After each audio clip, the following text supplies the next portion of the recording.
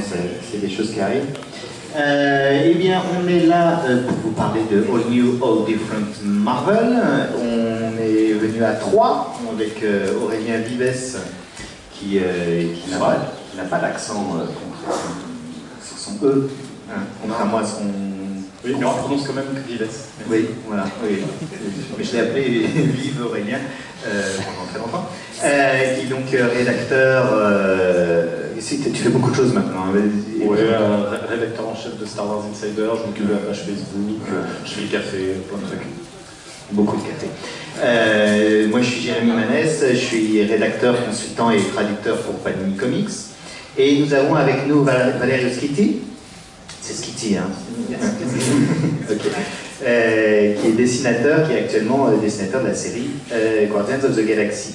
Et qui va être avec nous pour apporter un petit peu son regard sur tout ce dont on va parler, c'est-à-dire l'état de l'univers Marvel en arrivant à ce nouveau point de départ, et puis tout plein d'autres choses. Donc, aujourd'hui, l'idée, c'est pas forcément de faire des annonces fracassantes, parce qu'on les a déjà faites le mois dernier. Pas toutes. On aura quand même pas toutes. On aura deux. Pas toutes. Si, non, tu nous diras ce qui manque. Il y a Max 6. On complétera. 6. Non, t'as dû être déconnecté de Facebook un jour. Non, c'est lui qui l'a dit. Enfin, on va compléter. On a quand même quelques petites boulettes d'informations pour la fin en bonus. Mais l'idée, c'est un petit peu d'expliquer ce que c'est que All New, All Different Marvel. Où ça se place dans la continuité Marvel, qu'est-ce que ça représente, comment on en est arrivé là, histoire que tout le monde soit un petit peu à jour sur ce qu'il y a eu avant et ce qui nous attend. Donc, on sait que chez Marvel, il n'y a pas de reboot, hein, comme on dit, c'est-à-dire de trucs où on dit, allez, on efface tout, on recommence. C'est un peu la spécificité qu'ils ont voulu garder, c'est-à-dire que là, malgré un événement cataclysmique dont on sort, qui est Secret Wars, et ben on retrouve l'univers Marvel qu'on a connu, qui a existé pendant des années, mais en même temps un petit peu différent. C'est pour ça qu'on a appelé la conférence du changement dans la continuité, parce que malgré le fait qu'on n'oublie pas toutes les histoires qui se sont passées avant, il y a quand même quelques ajustements qui sont faits et des concepts assez intéressants qui sont intégrés à l'univers Marvel. Alors comment on en est arrivé là, on peut un petit peu parler de la situation de l'univers Marvel avant d'arriver à Secret Wars, le crossover dans lequel on a les deux pieds dedans en ce moment. Oui, alors en fait, ce qui s'est passé au cours des dernières années, c'est que, entre autres, Marvel a essayé d'injecter de plus en plus de diversité au sein de ses personnages.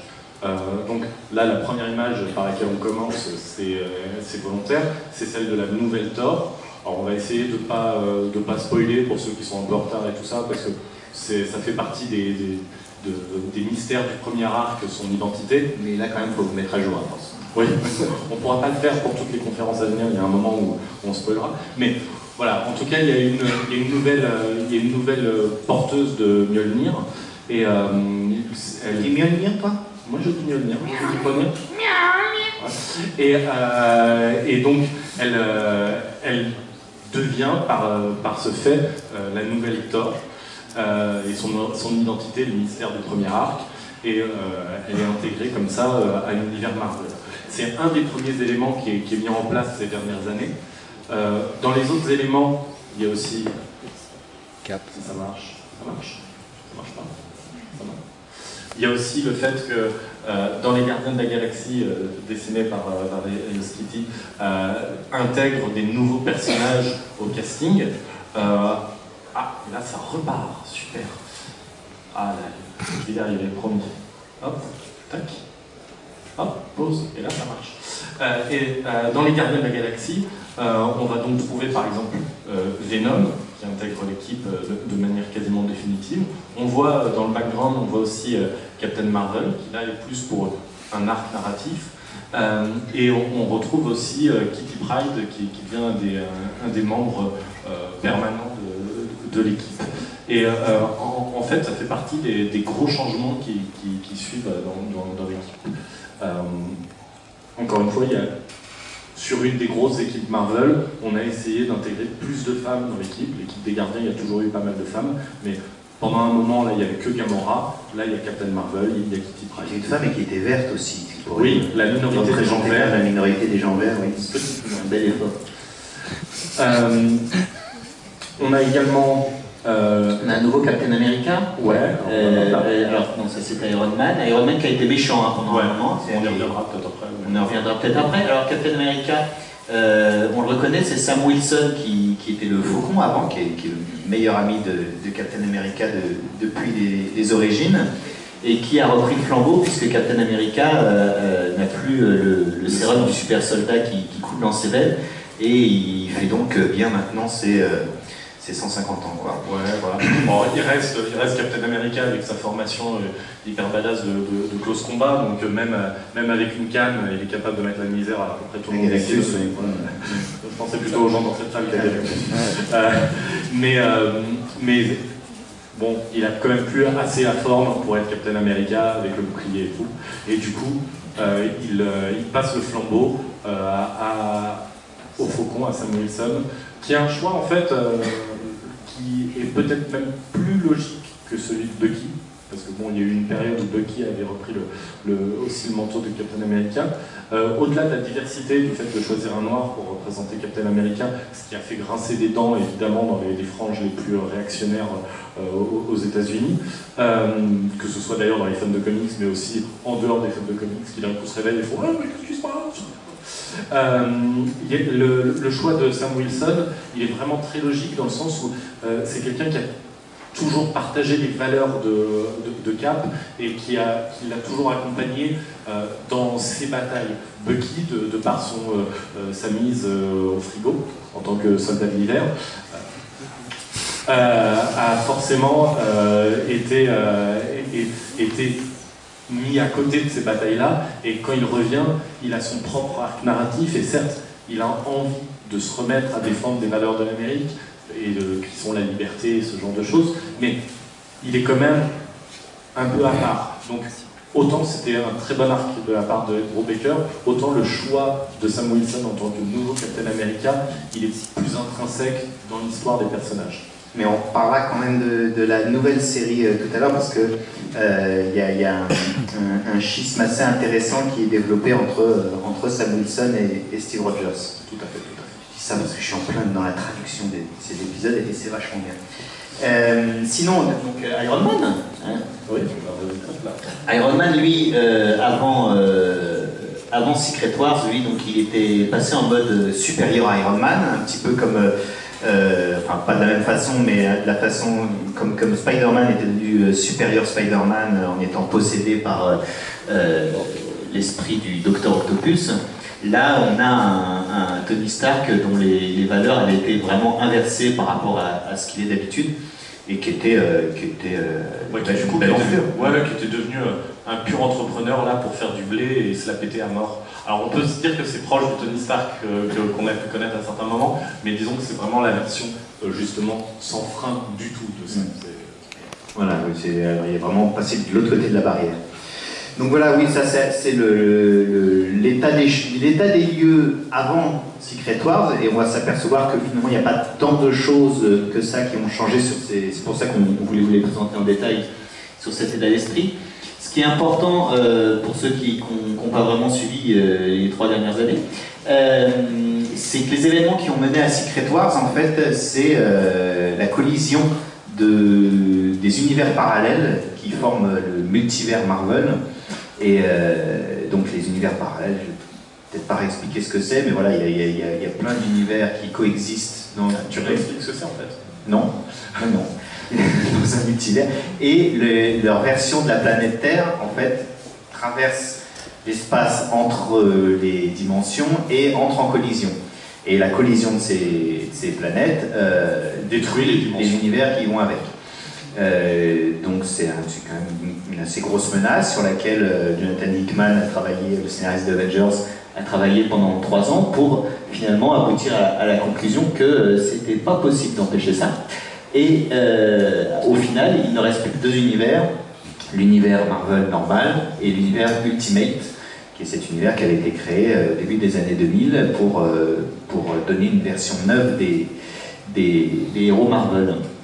Et Et donc, la collision de ces deux derniers univers aboutit donc à la fin de l'univers, du multivers, de l'univers Marvel, de l'univers Ultimate, et au début de Secret Wars, qui est le crossover qui a commencé en janvier et qui s'achèvera en mai.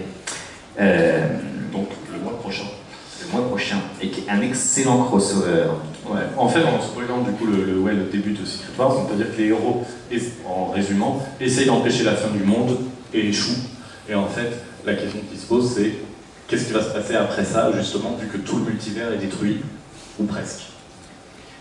Une question qu'on peut poser à Valerio, c'est à quel point il était au courant de ce qui se passait dans Time Runs Out, qui est la saga qui mène à Secret Wars. Est-ce qu'il était informé un petit peu de vers où allait l'univers Marvel jusqu'à Secret Wars quand il travaillait sur les Gardiens de la Galaxie?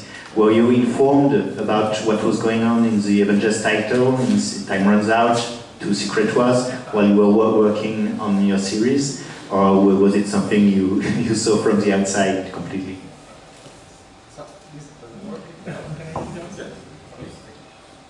First of all, sorry. First of all, It's hi first time. everyone.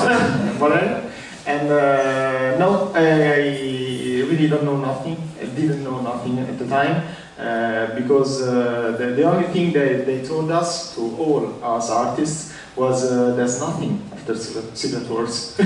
So you're unemployed, you're fired, you're fired, you're unemployed, and start looking for another job. That's all. Ils n'étaient pas du tout informés de ce qui se passait jusqu'à Secret Wars et après. On leur a juste dit après Secret Wars, il n'y a plus rien. Donc vous êtes tous au chômage, vous êtes tous virés, merci, au revoir. Voilà, c'est tout ce dont ils étaient informés. Et du coup, avoir des personnages comme les justement qu'on a présenté, que sur les Gardiens de la Galaxie, il y avait des nouveaux personnages comme Venom ou Kitty Pryde. Est-ce que c'est des arrivées, d'une part, qui t'ont intéressé, et d'autre part, est-ce que même tu as eu ton mot à dire sur quel personnage faire entrer dans l'équipe? In Guardians of the Galaxy, we saw that Venom and Kitty Pryde were coming in the cast. Was it something you had any input on, or that you just did you have the chance to say, I'd like to draw this character, can it come in the team? No, actually I don't have this opportunity. I can't choose who I want. I can make my own team. But I had the chance to do some new design for the new characters and for the new one that will come later. If that's something later. And that's all. Because it's easier for me and it's funnier for me to try to do my best with what Brian Bendis just gave. So. Ok. Oui, en fait, il n'a pas du tout choisi les personnages qui allaient rentrer dans l'équipe. Il a juste pu refaire le design des personnages qui sont rentrés dans l'équipe, comme Venom, comme Kitty Pryde, et comme d'autres personnages qui vont peut-être arriver s'il y a effectivement quelque chose après Secret Wars en juin. Si c'est pas le cas, ça va être une très courte conférence. Et à côté de ça, il aime plutôt en fait l'idée de devoir faire avec ce que Brian Michael Bendis, qui scénarise la série, lui propose, d'avoir en fait un cahier des charges. On lui donne des personnages et il faut qu'il joue avec. Et donc, en fait, désolé, spoiler, mais après la fin de Secret Wars, il y a bien un nouvel univers Marvel. Donc, grosse surprise, hein, je pense que je voyais au moins 0 personne qui était surpris par l'annonce. Et en fait, un des premiers choix qui est fait, dont je vous rendrai compte dès que vous commencerez à le lire, c'est qu'il y a un saut de 8 mois qui est fait. C'est-à-dire entre la fin de Secret Wars et le début des aventures qui se déroulent au sein des comics, il y a eu 8 mois qui se sont passés. On n'est pas dans on va essayer quand même de rester vague pour pas spoiler la fin de Secret Wars, mais on n'est pas dans les personnages qui se demandent « Ouh là là, mais qu'est-ce qui s'est donc passé ?» ou « Quelles sont les répercussions ?» etc. On rentre vraiment directement dans les intrigues du nouvel univers. D'ailleurs, ce qu'il faut savoir, c'est qu'aux États-Unis, nous, on publie donc Secret Wars en 5 mois, comme c'était prévu au départ. Mais aux États-Unis, la série qui est dessinée par Esad Ribic, qui est un excellent dessinateur, mais relativement lent. Oui, il y a Jonathan Hickman, a priori. Jonathan Hickman n'aide pas non plus à apparemment. Mais en tout cas, la série a pris beaucoup de retard, ce qui fait que le relaunch, le New Different Marvel, en fait, aux États-Unis, a démarré avant que Secret Wars soit fini. Donc, pour vous dire que savoir que l'univers Marvel continue derrière ne gâche en rien l'impact et la qualité de la série Secret Wars en elle-même et du crossover. Et même les trucs les plus importants en fait, de la conclusion de Secret Wars restent dans le vague en fait, sur les premiers épisodes de New Different Marvel, ce qui fait que pour vous de toute façon ce ne serait pas un problème puisque en juin la saga sera finie, mais même pour les lecteurs américains ils pouvaient se dire tiens, ce personnage-là, est-ce qu'il existe toujours ou pas, mais le mystère permettait de quand même savourer la fin de Secret Wars. Sachant qu'il y a eu le premier numéro du New Different Marvel, c'était en octobre, et la fin de Secret Wars, c'était en janvier. Donc il y avait vraiment... Il y a eu 3 mois. Ouais, il y a eu vraiment un gros décalage. Ouais. Et oui, vas-y. Non, j'allais dire qu'en fait, un des scénaristes importants dans ce nouvel univers Marvel, qui signe 3 séries, New Avengers, Conquest of Champions et Ultimates, à l'Ewing, lit ces 3 séries-là avec des petits éléments qui se retrouvent de l'une dans l'autre. Et entre autres, très rapidement, il met en place cette hypothèse assez réjouissante, assez geek, que ce nouvel univers Marvel qui naît à la fin de Secret Wars est la 8e itération de l'univers Marvel. Les univers se sont effondrés déjà plusieurs fois, et il y aurait eu des renaissances d'univers les uns après les autres, et là ce serait la 8e itération. En fait, l'idée est de trouver un mécanisme qui explique le concept de temps glissant qu'il y a sur l'univers Marvel. C'est-à-dire que les héros Marvel, ils ont été créés en 1963. Les 4 Fantastiques, ils étaient en pleine course à l'espace. Iron Man, il était en guerre contre les communistes. Voilà. Et évidemment, au fur et à mesure des réécritures, des personnages, etc., tout ça a été mis à jour. Et maintenant, on peut imaginer que le début de l'univers Marvel date pas d'avant l'an 2000, quoi. Donc on peut se dire qu'on a quasiment tout un univers Marvel post-11 septembre, quoi. Donc remettre à jour ses origines, c'est quelque chose d'assez logique pour que ça reste dans l'air du temps tout le temps. Mais il n'y avait pas vraiment d'explication, c'était comme ça. Et la seule exception, en fait, étant Captain America, qui a toujours été congelé au moment de la Deuxième Guerre mondiale, donc on peut le ressortir quand on veut, lui. C'est pratique. Mais ce principe d'avoir plusieurs itérations de l'univers Marvel, et que là on en serait à la 8e, permet de donner une explication, donc effectivement un peu geek, mais une explication pour le fait que la fenêtre de temps de l'univers Marvel, elle se déplace sans qu'il y ait une remise en cause totale de toutes les aventures que les personnages ont vécues. C'est une idée assez intéressante. Ouais, parce qu'en fait, c'est un peu ça. Pareil, là, c'est un tout petit peu spoiler. On va rester vague dans plein de choses. Il y a d'autres choses sur lesquelles on sera plus spécifique. D'un autre côté, vu qu'on disait qu'on avait parlé du nouvel univers Marvel, je pense que vous êtes apte à entendre quelques spoilers quand même. Mais en fait, justement, les gros changements dont on parlait dans la première partie, la plupart sont conservés. Déjà, c'est quelque chose d'important. C'est vrai que on a pu beaucoup lire sur des blogs, sur Twitter, un peu partout, des phrases un peu blasées du type « Ouais, mais si Marvel met la nouvelle Thor, le nouveau Captain America, etc. en place, c'est parce qu'on sait très bien qu'il y a Secret Wars qui arrive, c'est annoncé depuis longtemps, et ça va être leur moyen de faire une remise à zéro et de se débarrasser de tous ces concepts qu'ils ont fait juste pour le coup de pub. » Alors, on voit bien que non, en tout cas, c'était pas que ça, parce que justement, la plupart de ces concepts-là sont conservés dans le nouvel univers Marvel. Les personnages conservent la majorité des histoires qu'ils ont vécues, etc. On va peut-être essayer de passer un peu en revue les trucs qu'on peut un petit peu changer ou des choses comme ça, encore une fois sans trop spoiler. Mais il y a une vraie volonté de dire non, ces changements-là qui ont marqué les gens, la nouvelle Thor c'est un énorme carton, ce genre de choses, c'est là pour durer. La vraie volonté, c'est de faire un nouveau point de départ. C'est-à-dire que Le bon point des relaunchs, le relaunch c'est un truc qui énerve un petit peu parce que voilà, on prend tout le début, etc. Mais c'est pas forcément ça. C'est l'occasion aussi de dire, ok, si vous voulez rentrer ou revenir dans l'univers Marvel, eh ben, c'est le bon moment. Et en juin, ce sera effectivement le très bon moment parce que tout part d'un démarrage, qui n'est pas forcément le démarrage. Effectivement, le Thor et la nouvelle Thor est déjà là depuis un moment, mais juste le premier épisode représente bien qui c'est et le contexte dans lequel elle évolue. C'est pas forcément un gros mot, le relaunch. C'est juste que de temps en temps, bah, il faut penser aux nouveaux lecteurs. Il faut quand même se dire que voilà, Panini, on va arriver à 20 ans de licence Marvel l'année prochaine. Faut se dire que voilà, on va arriver à avoir des nouveaux lecteurs qui n'étaient pas nés quand on a commencé à récupérer la licence Marvel. Oh, c'est flippant, je vais me suicider. Donc il faut que de temps en temps il y ait des portes d'entrée pour que tout le monde puisse suivre. Mais voilà, Alewing, c'est donc un des architectes vraiment, voilà, à chaque période Marvel, il y a un peu des architectes qui... Sauf Bendis qui est architecte tout le temps. Bendis, ouais, il fait partie des meubles. Quoi.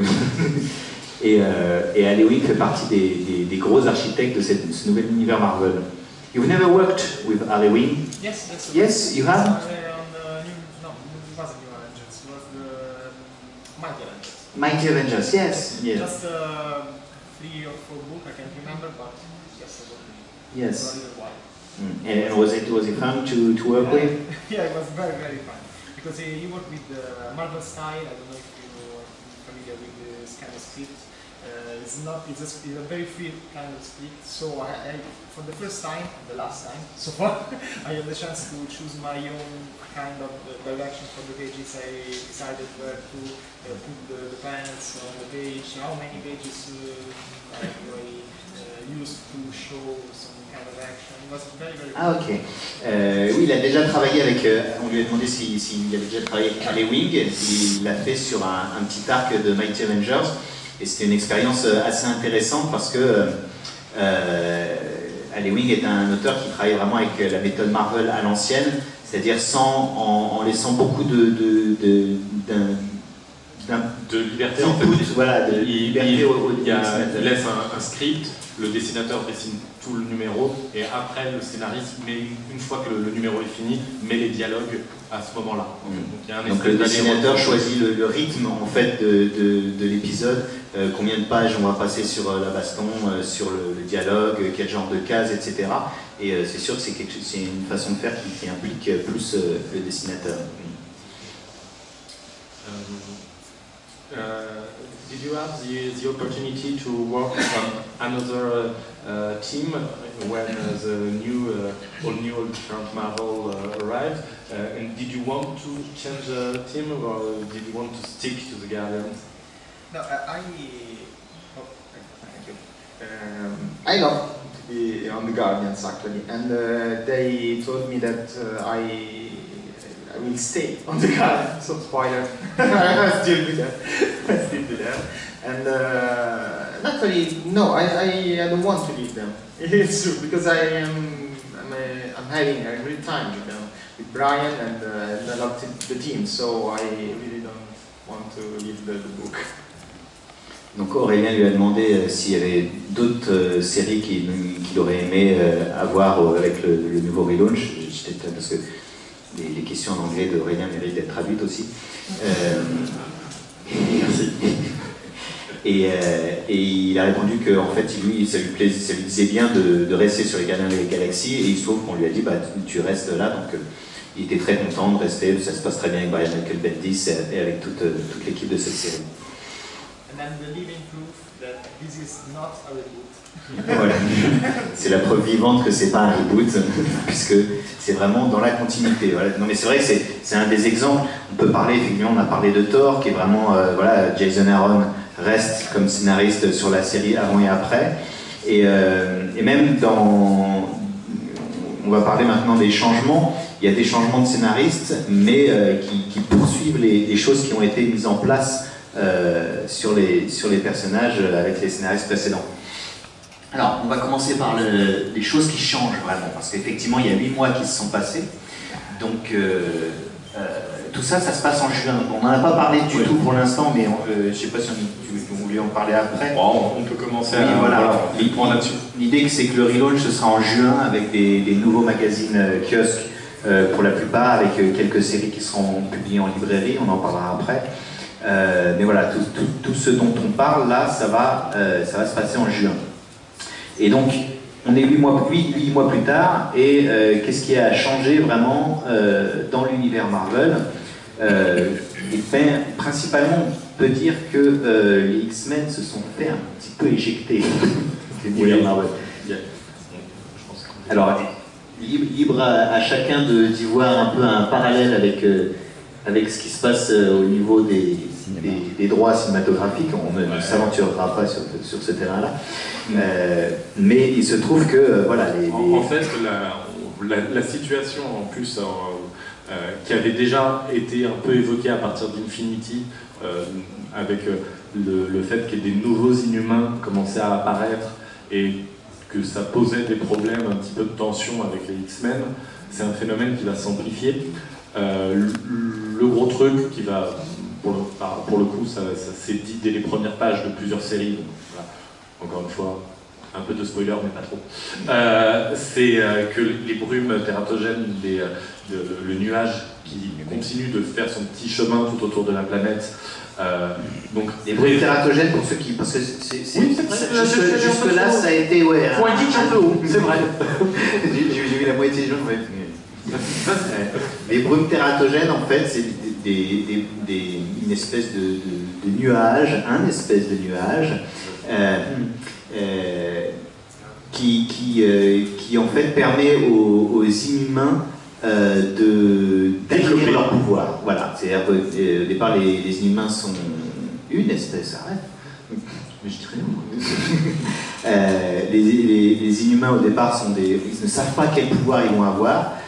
Ils traversent les brumes tératogènes et ils ressortent transformés. Alors des fois ils deviennent super forts, des fois ils deviennent des vers de terre. Enfin, c'est un petit peu la roulette russe. Voilà. Mais c'est un peu le rite de passage chez les Inhumains.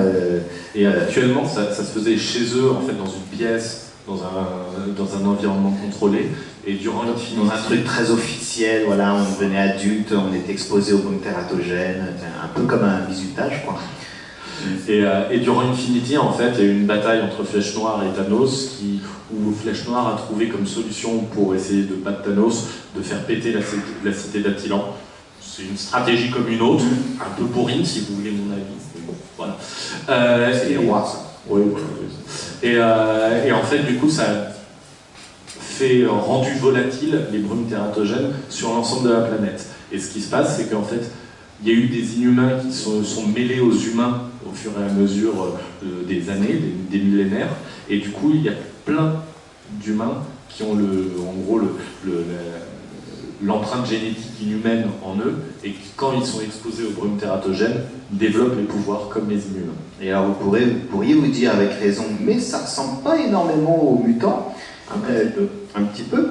La différence maintenant, qui est énorme, qu'il y a entre les Inhumains et les mutants, c'est qu'on a découvert pendant ces 8 mois, ça aussi c'est un truc qu'on sait dès les premières pages des nouvelles séries qui sortiront en juin, que les brumes tératogènes étaient toxiques pour les mutants et que les X-Men, d'une manière générale, ont été obligés de se planquer, voire même pour certains de quitter la planète, parce que ça les tue de rester sur Terre. Exposés aux brumes tératogènes, à quelques exceptions près, mais c'est vrai que dans l'ensemble, c'est pas cool. Alors, vu qu'on est sur des trucs un petit peu pointus, il y a un truc que j'ai pas demandé au début, je demande à chaque fois, juste de savoir qui c'est dans la salle qui suit régulièrement les séries Marvel d'une manière générale. Ok, ouais, quand même, on est quand même à la Paris Comics Expo. Qui c'est qui a jamais lu un comics Marvel de sa vie? Il comprend le principe. Il y en a un caché. Et voilà, et ceux qui disent donc occasionnellement, comme ça, de temps en temps, un peu genre... Voilà. Et ceux qui ont trouvé qu'il n'y avait pas assez de choix dans ce que proposait Jérémy. Non, c'est... Ah si, quand même là. Ceux qui lisent juste Miss Marvel.